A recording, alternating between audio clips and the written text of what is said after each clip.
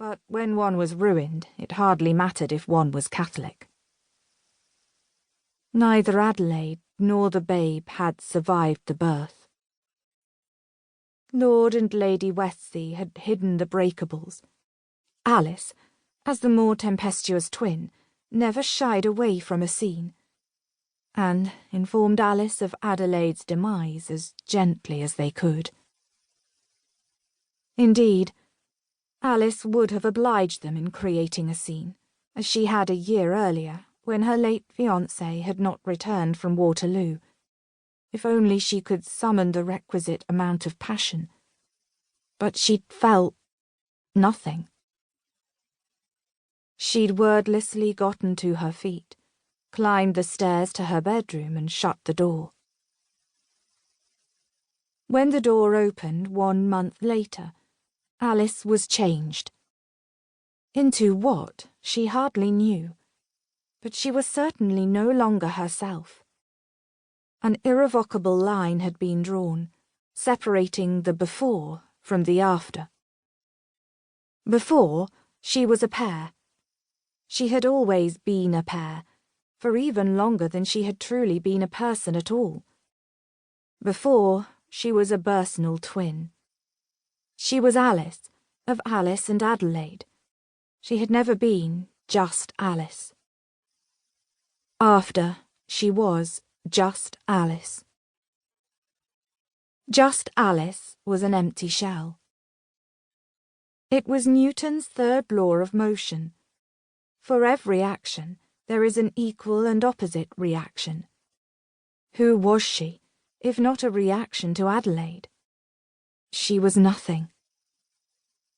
While Alice of Alice and Adelaide was high-spirited and energetic, and could often be found dragging her sister into one scrape or another, just Alice spent her time sitting quietly, her eyes tracing words that her mind never bothered to comprehend.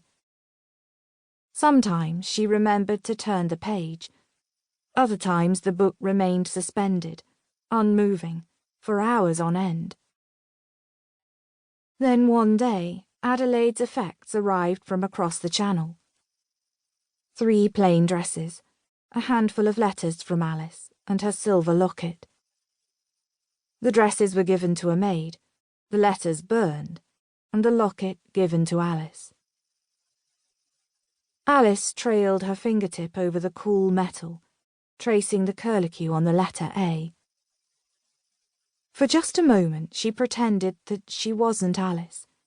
She was Adelaide, abandoned to a nunnery, alone except for the nuns and other fallen ladies.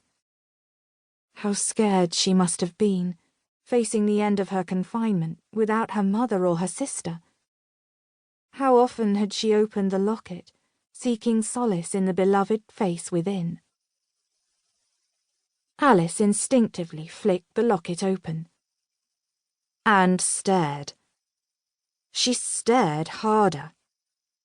Red gold hair, piercing blue eyes, a cleft in a strong chin. It was not her face. Good Lord! Queasiness shot through her stomach. It was the first thing she had felt in 2 months. It wasn't pleasant by any means, but it was something. She pried the miniature from its casing. It was a simple oil, but surprisingly detailed and lifelike for something so small. The materials were high quality. She turned it over. The initials N.E. were scratched into the wood. She turned it around again. Who could it be but Adelaide's lover?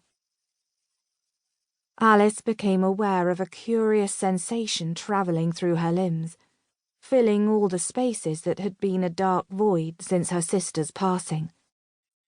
It felt like poison, but Alice cared naught. At least she felt. She knew he had money. She knew his initials. She knew his face. It wasn't much, but it was enough. She would find the villain, and she would destroy him.